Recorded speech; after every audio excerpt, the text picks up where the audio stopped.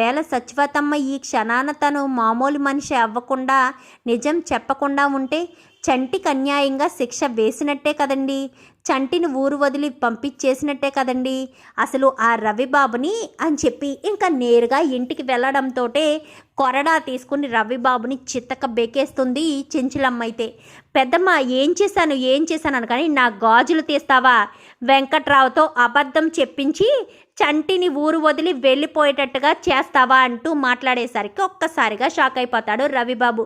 అది పెద్దమ్మ నేను చేయలేదు అనగాని అబద్ధం ఆడకు, నాకు నిజం తెలిసింది, అబద్ధం ఆడాలని మాత్రం ప్రయత్నించకు అంటూ గట్టిగా చెప్పేసరికి నోరు మూసేస్తాడు రవిబాబు. నువ్వు మీ అమ్మ మీ నాన్న తక్షణమే నా ఇంటిని నా ఊరిని వదిలి వెళ్ళిపోండి అని చెప్పనేసరికి ఒక్కసారిగా రేణుకి షాక్ అయిపోతుంది. వదినా అని చెప్పాను కానీ వెళ్ళిపోమని చెప్పానా, ఆలోచించడానికి కూడా మీకు సమయం లేదు, తక్షణమే వెళ్ళిపోవాలంతే అని చెప్పి ఇంకా వాళ్ళని కాస్త ఇంట్లోంచి బయటికి పంపించేయమని బసవని చక్రానికి చెప్పేసరికి వాళ్ళు కాస్త బయటికి పంపించేస్తారు.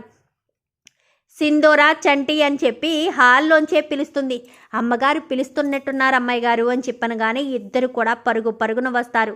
మీరిక మీదట ఆ గుడిసెలో ఉండవలసిన అవసరం లేదు, ఈ ఇంట్లోనే నువ్వు నీ గదిలోనే ఉండు అని చెప్పనేసరికి అత్తమ్మ అని ఇంకా చాముండ అనగానే ఇది నాకు సంబంధించిన విషయం, నీ నిర్ణయం నీ ప్రమేయం అడగలేదు చాముండి, ఎంతలో ఉండాలో అంతలో ఉండు, లేదంటే రవిబాబుతో కలిసి నువ్వు కుట్ర చేసే ఉంటావని నాకు తెలుసు. కానీ అక్కడ రవిబాబు పేరు మాత్రమే బయటకు వచ్చింది కాబట్టి వాడిని మాత్రమే బయటికి గెంటేశాను.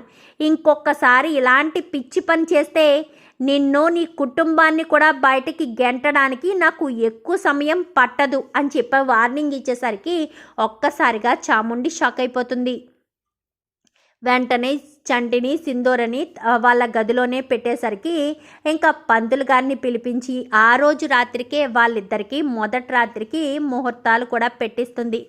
ఇవి ఇద్దరిని కూడా ఇక మీదట చంటి నా కొడుకులానే చూడాలి, ఈ ఇంట్లో ఎలాంటి గౌరవం మర్యాదలకి లోటు రాకూడదు, చంటిని ఎవరైనా అరే తురే అన్నా మాత్రం అస్సలు ఊరుకోను, నా కొడుకులాగే చూడాలి అని చెప్పనేసరికి అలాగే వదినా అంటూ అందరూ కూడా చెప్తారు. ఇంకా చెప్పేసరికి ఇంకా ఆ రోజు రాత్రికే చెంచులమ్మ అయితే సింధూరని రెడీ చేస్తుంది.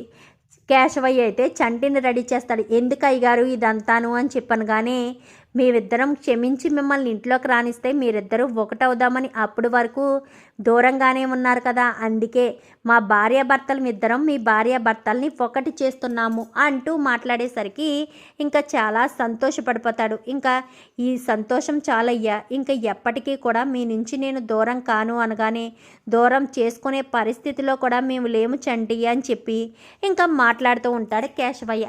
ఇంకా సింధూరం తీసుకురావడంతో సింధూర చంటి ఇంకా ఆ రోజు వాళ్ళ జీవితాన్ని మొదలు పెడతారు. ఇంకా మొదలు పెట్టిన తర్వాత నుంచి చంటిని వేషధారణ మాట తీరు మొత్తం మార్పించేస్తుంది చెంచులమ్మ.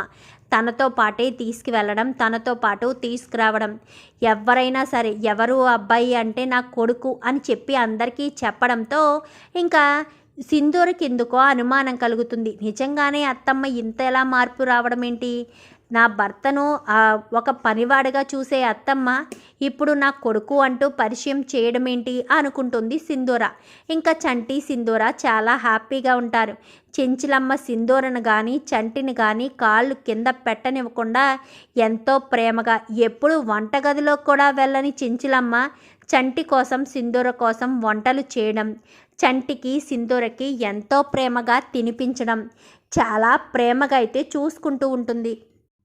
ఇంకా అలా ఉంటూ ఉండగా ఒకరోజు చెంచులమ్మ తినిపిస్తూ ఉండగా సింధూరకైతే ఒక్కసారిగా వాంతి వచ్చినట్టు అనిపించి గబగబా బయటికి వెళ్ళిపోవడంతో ఏమైంది సింధూర, ఏం జరిగింది అనగానే ఇంకా ఏం మాట్లాడకుండా సైలెంట్గా ఉండడంతో వెంటనే డాక్టర్ని పిలిపించండి అంటూ కేశవయ్యకి చెప్పడంతో డాక్టర్ని కాస్త పిలిపిస్తారు.